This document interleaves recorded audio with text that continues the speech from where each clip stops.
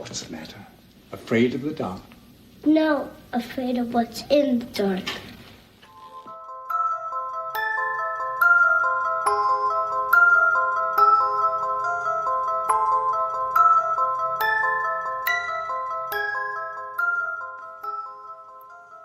You're listening to Fun with Horror with your hosts, Scotty and Andrew.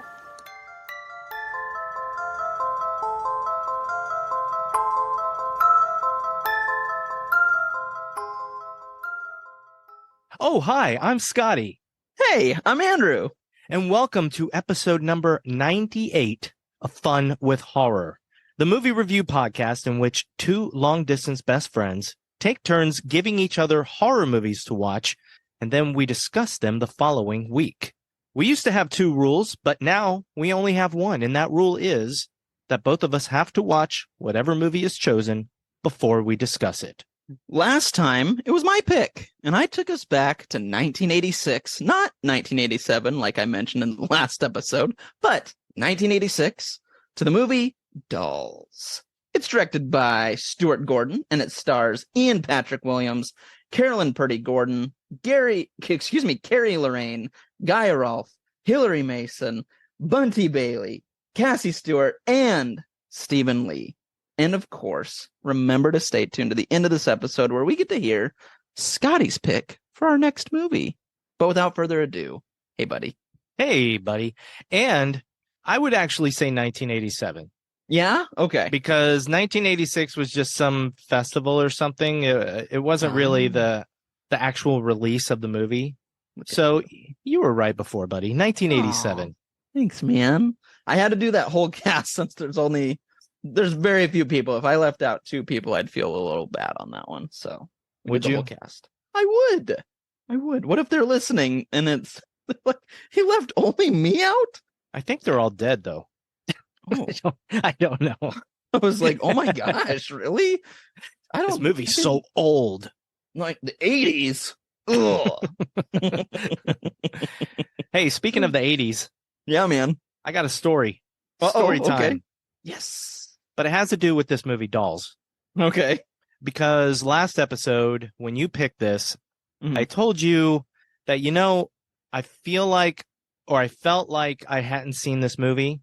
Right. But I wasn't sure. Right. So here's what happened. Back in the late 80s, early 90s, I used to spend the summers here in Los Angeles with my uncle. And I was blessed enough to have an uncle who lived in a condo at the top of the Bel Air Hills. And back then, there were just video stores. And there weren't any close video stores up at the top of the hill. So we would have to drive about 30 minutes to the closest video store. And I tell you, buddy, it's great having all these movies at our fingertips with streaming and digital and whatnot. But man, back then it was an event. True. We would drive all the way to this video store. We would pick out a few movies, and those were the movies that we were going to watch. And we didn't have like a choice of movies to watch. It was those movies. And I'm pretty sure, and even after watching the movie, I'm pretty sure that back then I rented Dolls because there's just a few things in the movie that seem slightly familiar. But I'm also not sure if that's because they also covered the movie on In Search of Darkness. Ah, right. I just don't know. But I feel like I watched a movie about dolls, and it wasn't Dolly Dearest, and it wasn't. I'm positive it wasn't Puppet Master. Right. So it had to have been Dolls. That's awesome. I love it. But it was still like watching it my first time here. Good. Okay, let me guess. You got something to tell me, right? One of those girls you brought here with you?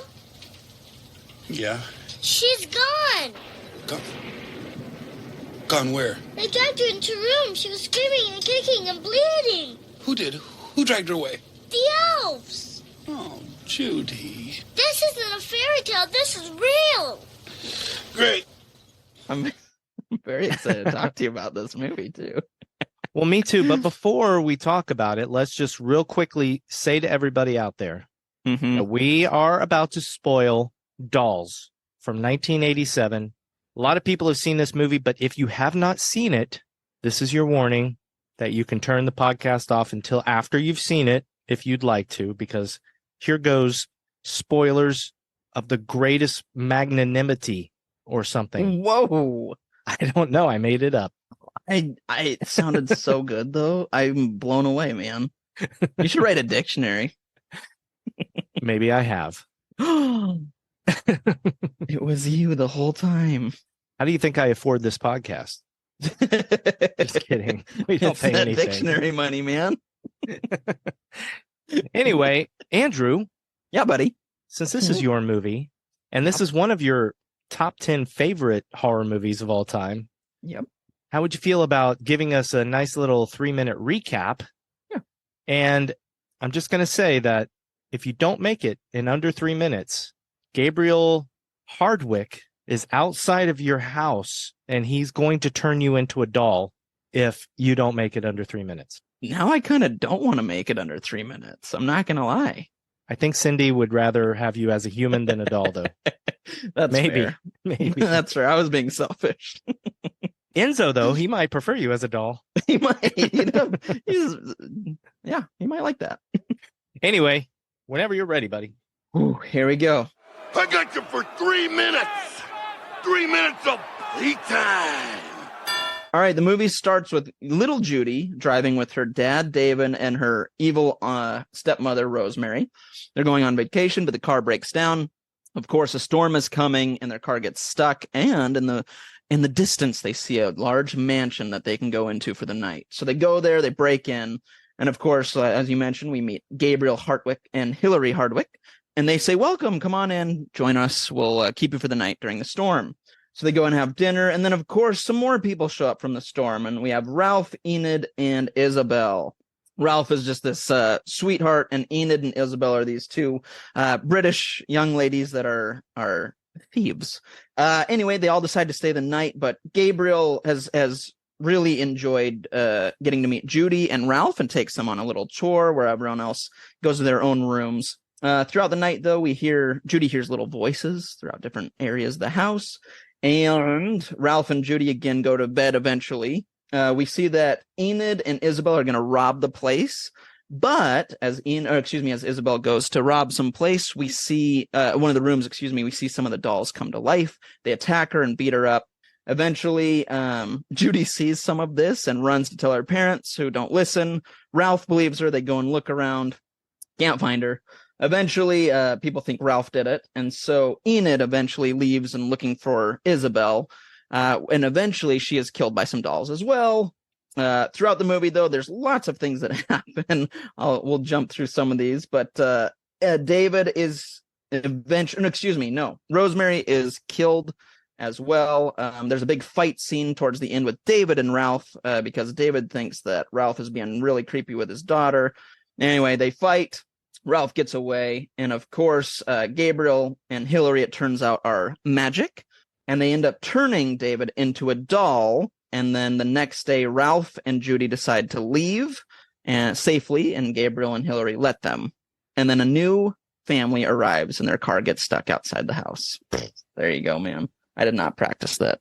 Dude, that was like 2 minutes and 15 seconds, which is about as short as this movie. It's pretty short. Yeah, covered most of it. But well done. So, Andrew. Thanks, man. Yeah. As one of your 10 favorite horror movies of all time. Yeah, buddy. What did you think of Dolls, 1987? I mean, it's okay.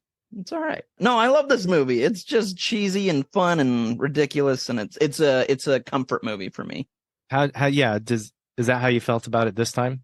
Comfort? Yeah. Yep. As I was watching it, I was just like, I'm just having a great time again. This is so much fun. Aww. So, yeah. That makes me so warm and cozy feeling. Oh, thank you. My question to you, though, is what did you think of Dolls? I thought it was really good. Okay. Yeah.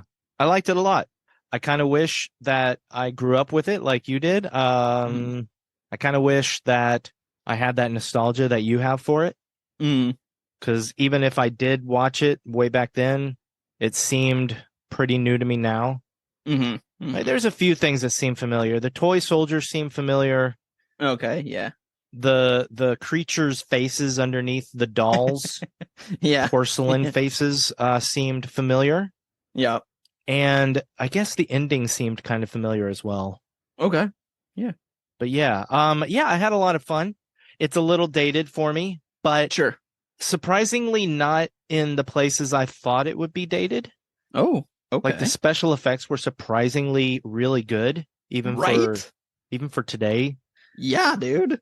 The only thing that seemed a little dated was maybe the characters were seen a little more. The characters were a little cliche. Very much so. Yep. So sometimes that was a little boring, but otherwise I had a lot of fun watching it. All right, cool. I'll take it, man. I'll take it. It was certainly no Psycho Gorman. Nothing is Psycho Gorman but Psycho Gorman. So let me ask you a question. Since you're an expert in this movie.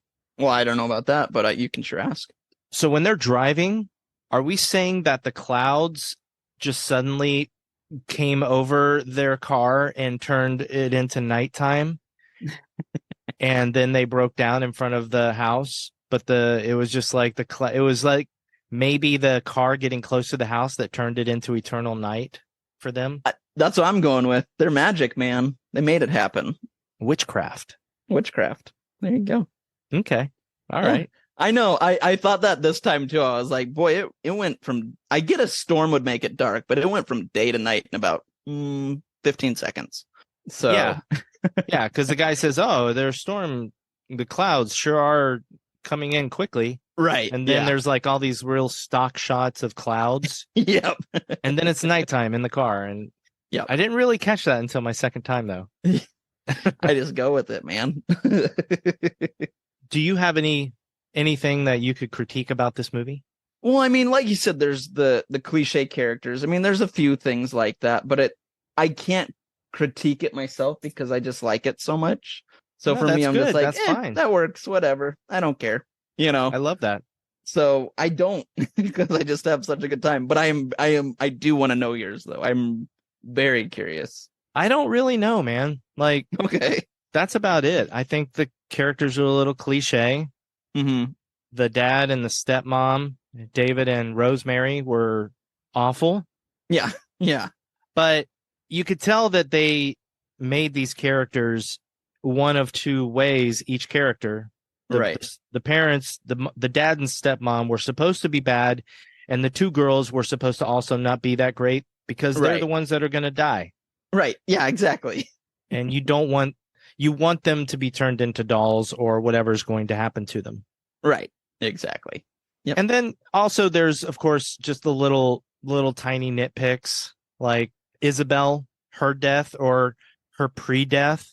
Right. Yeah. When these dolls somehow have the strength to ram her head into a wall over and over again. Right. Little things like that. See, but the thing is, we don't see the dolls doing it. We just get the weird viewpoints from like her. And then, so I always, or at least I've always imagined that there's like 20 dolls underneath her, 30 dolls, whatever. Like each one has kind of a Gulliver's Travel type situation doing it, but who knows? Maybe it was just the two, and you're like, all right, well, yeah. And it's also the cheesy 80s, so yeah, exactly. It works. I can't really nitpick too much. Right. That's the thing with this one is like it's 80s cheese. It's hard to nitpick because it's just ridiculous and it's fun. I did like how the two hitchhikers and Rolfe just walked into the kitchen through the kitchen door. Right. and then Gabriel and Hillary are just like, all right. Yeah, like they didn't. Yeah, there's more people coming through it. Well, they're happy because they have more dolls. That's right. But yeah, even the a-hole parents, they knocked first, right? Right. Yeah, they did. I mean, they tried before breaking in, but yeah, and then they go into the basement, and the basement and the attic are full of torture instruments, which I kind of don't get. I don't know either, man. Because Gabriel and what's the wife's name? Hillary. Gabriel and Hillary don't strike me as people that torture others. Right. They just turn them into dolls. Right. So there's so much backstory I want to know, man. I know. Maybe they're antiques. They're antique people. So like, hey, this is cool. We're collectors. What'd you think of the little girl? I like Judy. There's some moments where it's super cheesy and it's very forced lines, but I'm still like, she's just a cutie patootie. So I'm like, hey, that works. That's all right. Carrie Lorraine played Judy.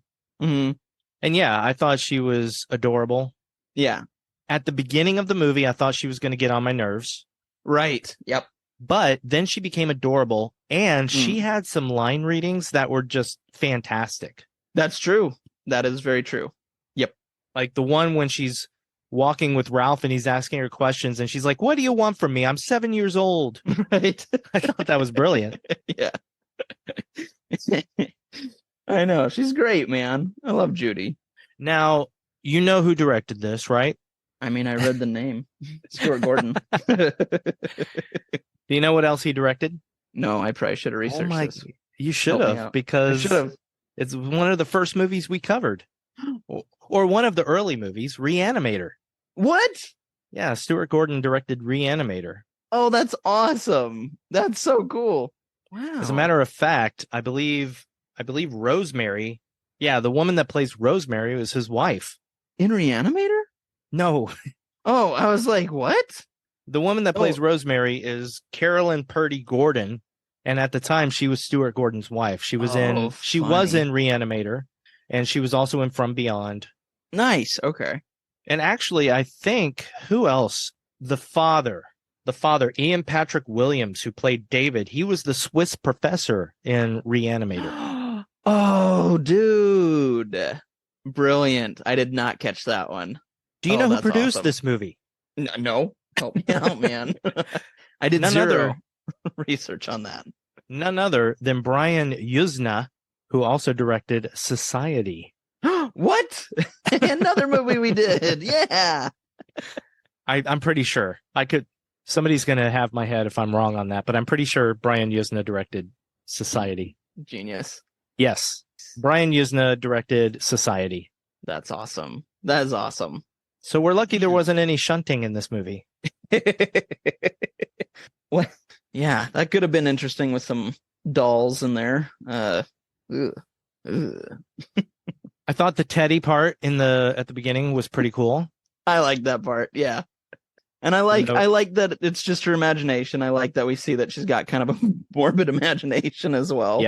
Yeah. Which makes sense for the movie when they say you're just making it up. What did I say about your stories?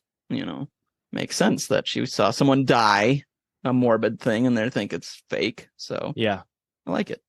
And I absolutely loved Guy Rolfe and Hilary Mason as Gabriel and Hilary.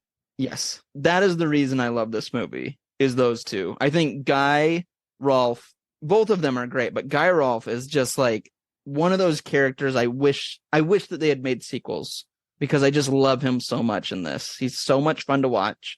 I love that kind of character of like the wise old couple, or you know what I mean? Like the heroes, but they're also kind of crazy. I love it. I think it's fun. And I love those two. Oh, it's brilliant. They're so good. Well, here's a little factoid for you. Yay.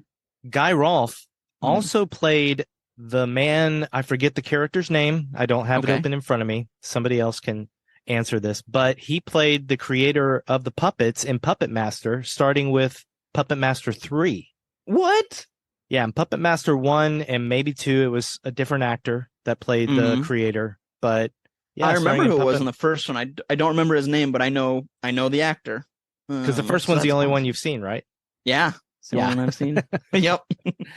Yeah, but that's kind of cool. Like 2 different horror movies, and in both of them, he played a creator of dolls and puppets and stuff. I love it.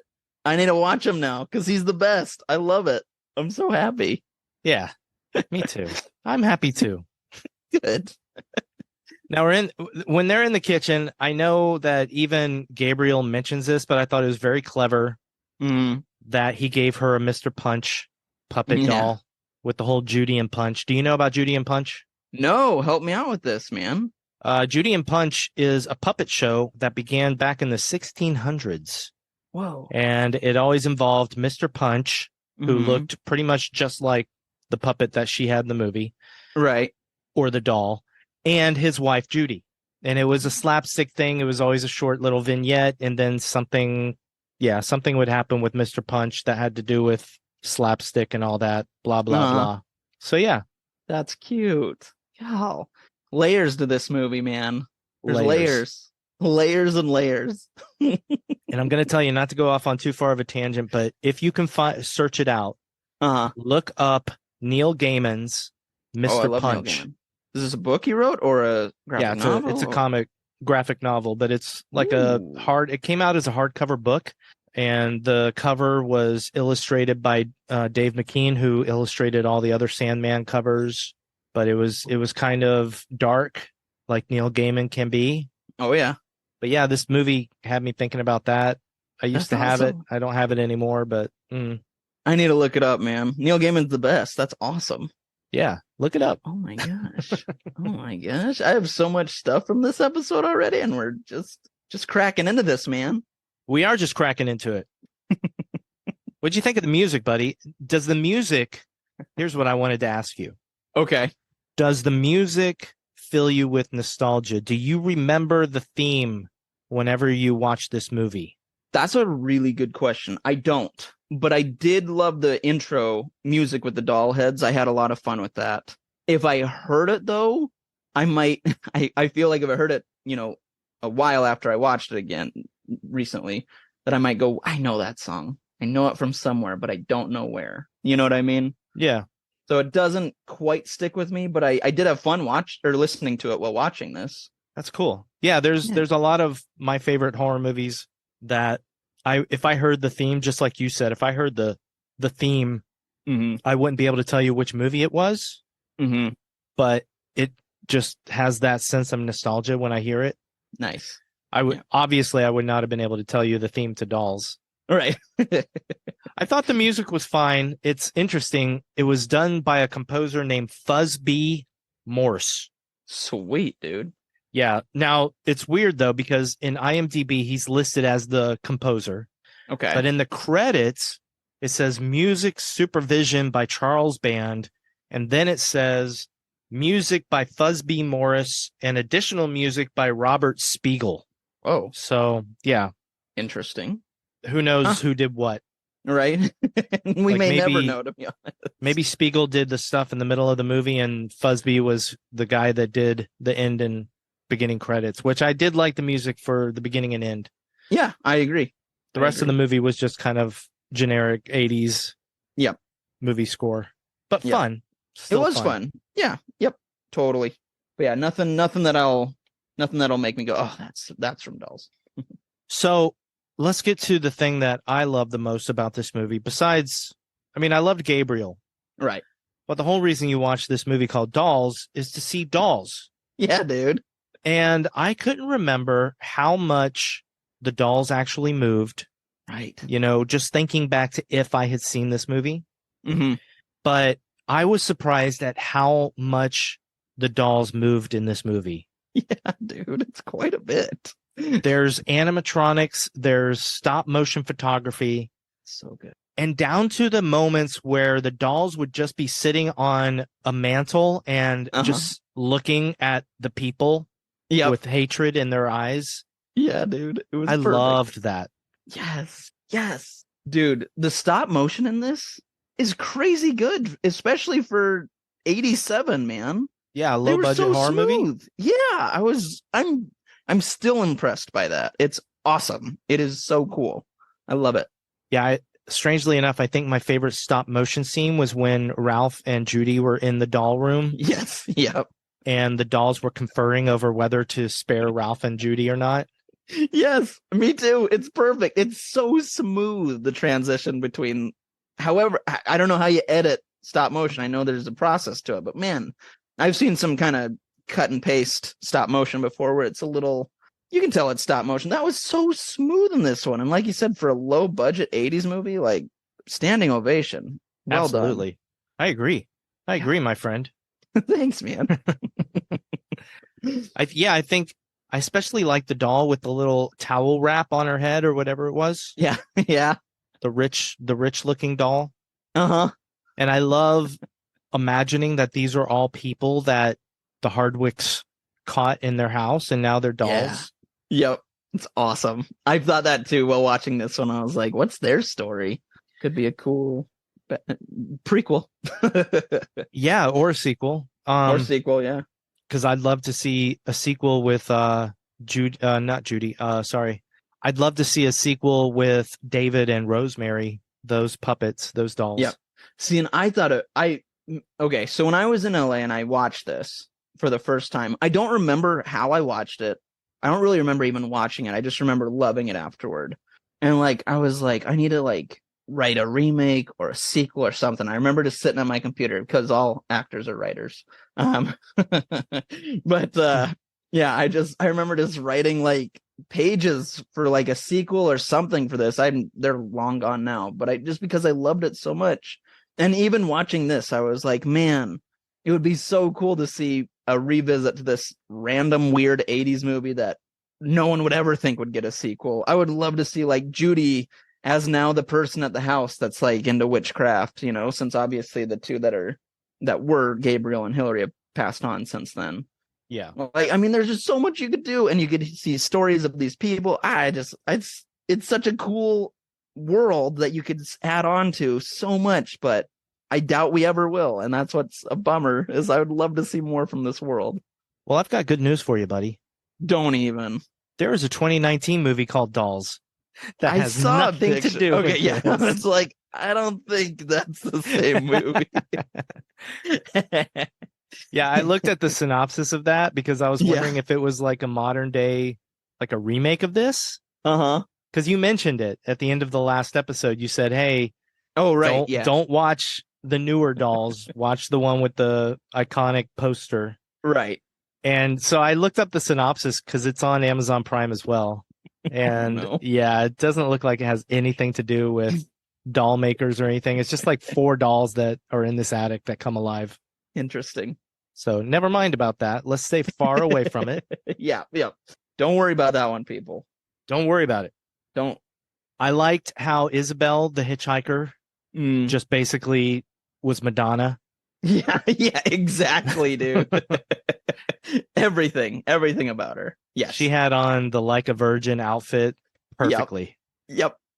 But I didn't like her character, of course not. Right. I didn't like Enid. I hated the parents. Right. What did you think of Ralph, my friend?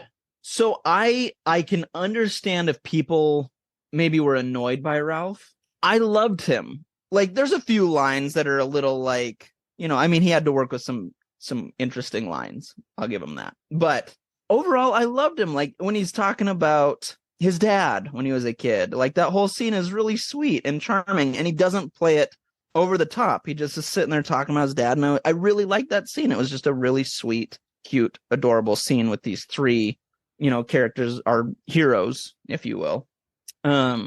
And even when he's kind of loud and obnoxious, I still was like, I get it. Like, I do that kind of stuff. I'm loud and obnoxious, and I say things loud and obnoxious. So I love Ralph. I love him. I think he's great. You're not like Ralph, buddy. You're not like him. Thanks, man.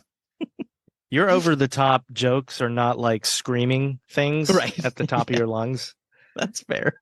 I liked Ralph. I didn't really mind some of his over-the-top deliveries. Mm-hmm. The only thing I didn't care for was him turning against the dolls. That's okay. Me too. That's my one. If I do have a gripe, I'm with you right there. Even watching it this time, I was like, why? Yeah, because you like Ralph, and he is the perfect confidant to Judy. Right.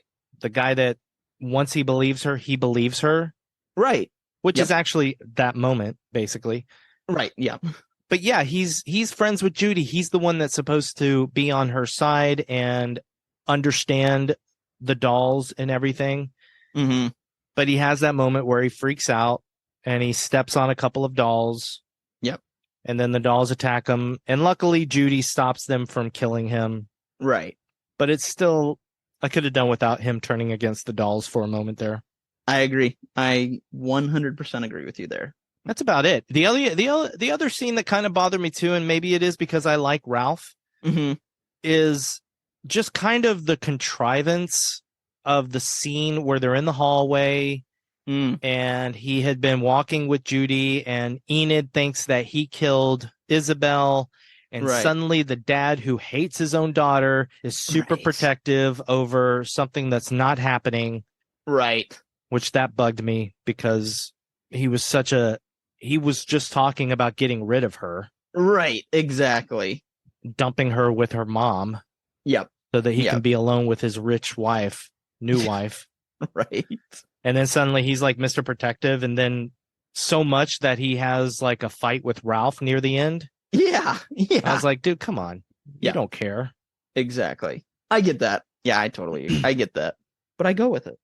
I go with it too. But now I'm thinking of a couple other things, friend. Oh, go lay it on me, man. This is our podcast. I mean, even if she was the kind of woman that Rosemary was, if I'm getting into bed with my wife and she's got the sheet up all the way over her head and doesn't respond at all when I touch her, I'm going to think something's up. I'm not going to go take a shower. Right. Yeah, that's fair. But he goes and takes a shower. Then when he finally comes back in, that's when he notices that the sheet is soaked with blood. Yeah. And he pulls the sheet back, and there's Rosemary with her face caved in and her eyeball poking out. And then, even dead as she is, somehow she turns over and her arm wraps around him. And I'm just like, wait, what's going on? I know. I thought the same thing. I'm like, she's dead. Why is she holding him? That's weird. Here's the other scene that bugged me. Yeah, lay it on me, man. When Judy is walking with Rolfe through the hallways, and she just suddenly drops punch, and then she turns around and goes all down the other hallway for some reason. Yeah, they do not explain that at all. I feel like there was something that was cut out. I agree. I think the same thing. Because I was like, that's so weird and random. It makes no sense and is like a missing puzzle piece for sure. And then it makes no difference because it's supposed to serve to separate her from Rolfe, but then she opens the door into Ralph's face and it's just like a little slapstick funny part. I don't know. Yeah, I agree. I know. I feel like there's something that was cut out because it was just and it was a weird cut too right after that. So I agree. It was weird. I did like how some of the deaths were somewhat bloody for the 80s. Yeah, man. Yeah. Yep. You know, we have a lot of more gore these days, of course, but back in the 80s, a lot of the gore was implied. Right. And I know we're getting to the end of the 80s with this movie, but still, it's just, it's kind of interesting. I agree. Yep.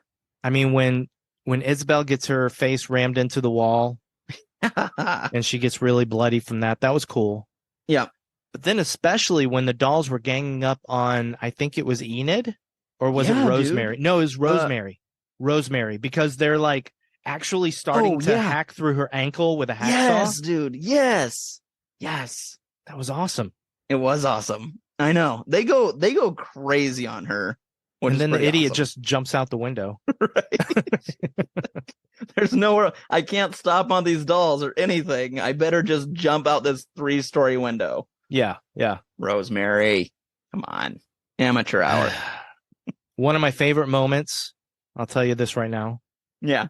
Was Rolfe and Judy in the attic, and they're looking at I guess the torture, I forget what you call it, but the thing that closes down on your neck and the guillotine. Wrists.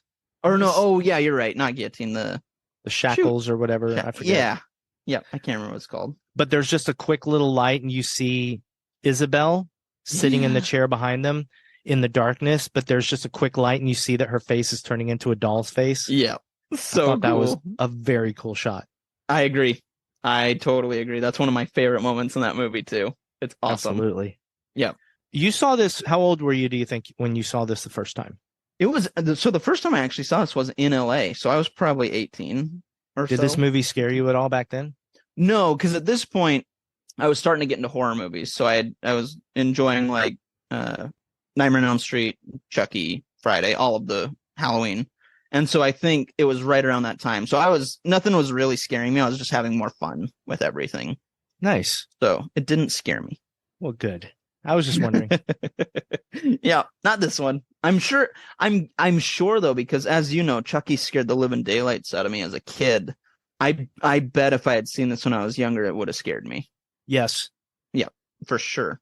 Did you notice that both Isabel and Enid's deaths had to do with their boobies? It's just a little connection No? I made. Because Isabel, when they're like dragging her around, like there's a little nipple slip there. Oh, And then Enid, when she gets shot by the toy soldiers, one of them just shoots her in the right boob. I was like, what a wow, jerk. you just put the blood bag right there, didn't you, Stuart Gordon? There's one line I have to say that, like, after I feel like I didn't catch it as a kid or at 18 or whatever, but I caught it this time as a dad, and I was like, oof, that's good. It was a great line. It's when Gabriel says to David, when down kind of towards the end in the climax, all the fighting and stuff, and Gabriel says, being a parent is a privilege, not a right. And I was like, ooh, ooh, ooh, ooh, ooh. That's a good line. I really liked that. There's a lot of good little lines in this. Mm-hmm. There is. Some of which I am including as sound bites with this episode. Nice. Okay. But one that I probably have already included in this episode, but I'll say it right now, is near the beginning when Gabriel says, "Are you afraid of the dark?" And she's like, "I'm not afraid of the dark. I'm scared of what's in the dark." Yes. So good. I thought that was a great line. Yep. That's awesome. That is an awesome line. Yeah. Now, I got to admit, I thought it was a pretty dead giveaway of what was going to happen as soon as David came out in his checkered loungewear. Yeah. It was so bright. You're like, okay. And as soon as he comes out in that, I was just like, wow, okay. But even so, I was thinking turning him into a doll. I wasn't thinking of Mr. Punch, him taking Punch's place. Right. I agree. I knew it was coming, but I feel like the first time I didn't think that as well. I liked his transformation into Punch. Yep. Yes. Oh, the close up of his hands and his face. Yeah, it was really fun makeup and effects. And even the cheesy like miniaturizing shot where he's getting smaller and smaller. Yeah. And there's something that I really appreciated about Gabriel picking up the new Punch doll and putting on the hat and saying, "Oh, it clashes with his modern wear, doesn't it?" I was like, wow, they actually even addressed that. That's right. Cool. Yeah, that is good. I know. I like that line too. It was awesome. It's so good. So, yeah, I guess. And then we have the end. Mm-hmm. Rolfe and Judy wake up. And brilliantly, Gabriel tells them that Judy's dad and stepmom have left her there and abandoned her, and that she's going to go live with her mom, and Ralph's going to take her. Yep. And she leaves the Punch doll there. Yeah. But then she even takes Teddy back to... I didn't really buy that. I didn't either. I thought that same thing. I was like, I think she would have kept him. That's like her buddy. I think she would have kept Teddy. Unless she's just scared of dolls now in a small way, even though the dolls were all her friends. Maybe she's traumatized. Yeah, it could totally be like a subconscious thing. Yeah, I get Although I don't think this movie was that smart to make it a subconscious trauma. I agree. No, not I think she was just being sweet. Hey, there's lots of dolls here, so Teddy should live with the dolls. Right. Yep. Even though Teddy's not alive at all. Right. There's a reason all these other dolls are alive is because they used to be people that the Hardwicks turned into dolls. Right. They needed to learn the error of their ways, if you will. And then I did oh, go ahead. Oh, go ahead. No. No. I was just going to end it. Go, you say it. No, I did love to, though, jumping back to Gabriel reading the letter from the dad when Rolfe is like, what about those two girls I came with? And Gabriel's like, oh, there's a line right here. I'm taking them with me. And Ralph's like, let me see that. And he just throws it in the fire. It's like, yeah, Gabriel gets it. He knows what he's doing. Awesome. Genius. And then when all four dolls are sitting there on the mantle. Yes. Oh, so good. And there's even there's almost the feeling that David and Rosemary are kind of shaking. Yes, totally. Yeah. Like they're frustrated that they're dolls. Yep. See you later, short stuff. Oh yeah. Whatever it says. Yeah. Her little face. And then and then Rolfe with the obvious. I mean, I feel like he was trying to be a comedic actor. Right. Like he reminded me of Stephen Furst and some other, no offense, but portly actors of that time. Yeah. That were comedic actors. Right. And when the doll talks, he's like, "Oh, it's time to go." It's like, okay, dude. Yeah, all right. Funny guy. This guy, no respect. Hey. I don't know. Yeah, Rodney Dangerfield, exactly. Thanks, man. And then, of course, the movie ends with a new, maybe possibly family or something. Right, yeah. Some new they're dolls. having the car troubles and arguing. Yeah. It's great, man. This movie's it's so much fun. This is a movie, like, if I'm sick at home, this is what I would put on. You know what I mean? Like, this is like it just makes me happy. And I got movies like that, my friend. Yeah? Yeah. You ready for 3 questions? Let's do this, man. Who would cross the bridge of death must answer me these questions 3. Question number 1, my friend. Yeah, buddy.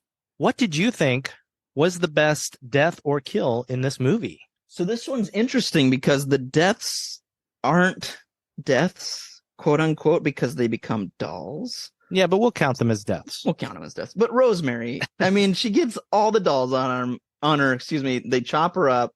Like we said, they take the hacksaw to her ankle. And then when her body is discovered finally by her husband, she's got an eye popping out. I mean, the whole thing is great. There's so much to it. I am in agreement with you, my friend. Yeah. Thought you might be. I had to ask you this earlier because I wanted to know, but number 2, is this movie scary? No. I mean, I don't think so. I think it's more, it's 80s cheesy fun. Yeah. I'd be interested. I could see it being scary back in the 80s. I agree. I could see to some that. people, if they were young enough, impressionable enough. There's some creepy stuff in this movie for sure. That's fair. Yeah. But these days, no, not scary at all. No. Cheesy 80s. Yeah, buddy. Finally, Andrew, did you have fun with horror? I had the best time with horror. This movie's so much fun. I love it. What about you, buddy? I did have fun with horror. Yay. There are 80s movies that are so dated that it's kind of hard to have fun with them anymore. Mm-hmm. But then there are movies like Dolls that they're just still fun. Yes. It's like the perfect 80s cheese. Yeah, man. I love Mixed with some good 80s horror and gore. Yeah, dude. I mean, this movie has it all. You know what I call that? What? Dolls. Okay, let me guess. You got something to tell me, right? One of those girls you brought here with you? Yeah. She's gone. Gone where? They dragged her into her room. She was screaming and kicking and bleeding. Who did? Who dragged her away? The elves. Oh, Judy. This isn't a fairy tale. This is real. Great.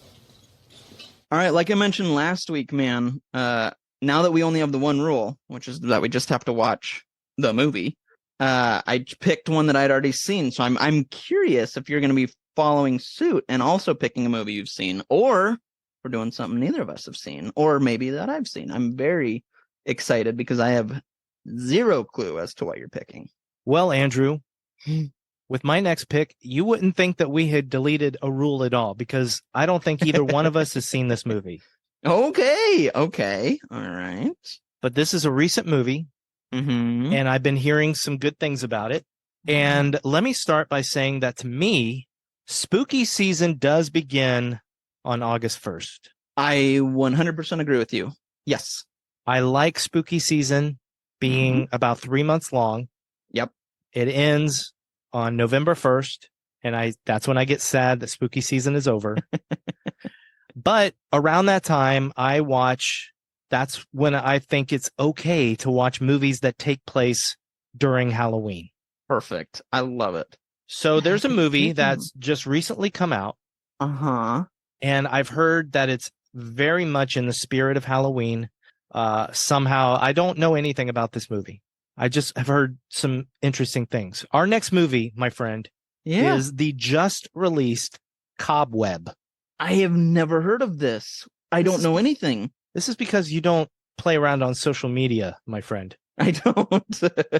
Everybody on the socialmedia.com is talking about this movie.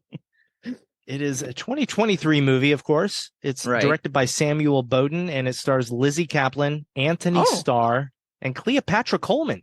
Cleopatra Coleman. We just watched her in, Yep. Oh my gosh. Infinity Pool.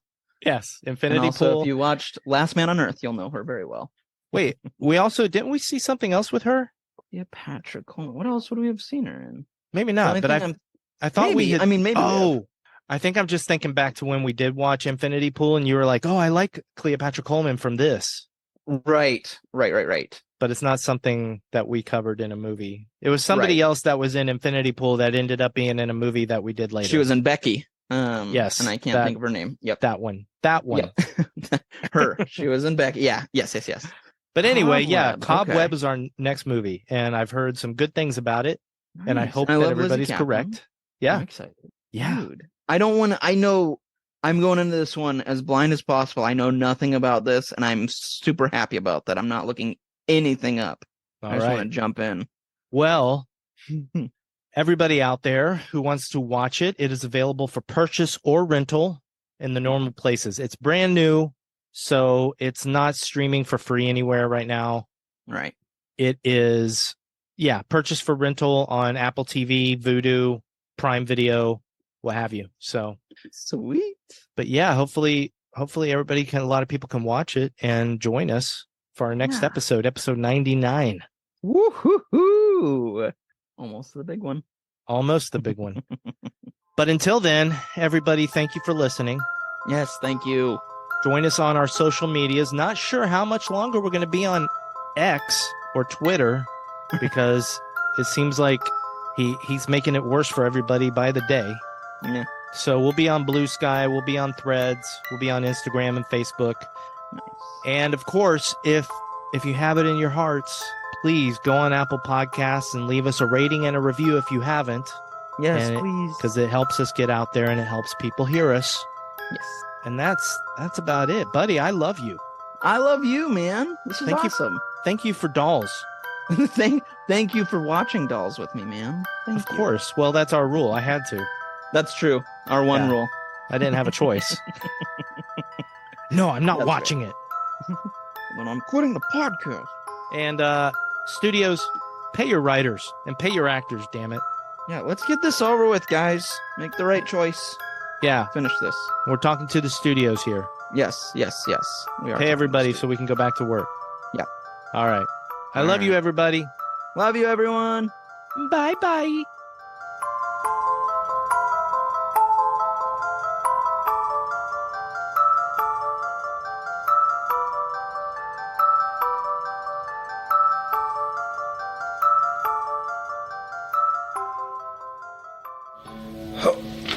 Steady now. You've had an awful crack on the noggin. Not the dolls. The dolls.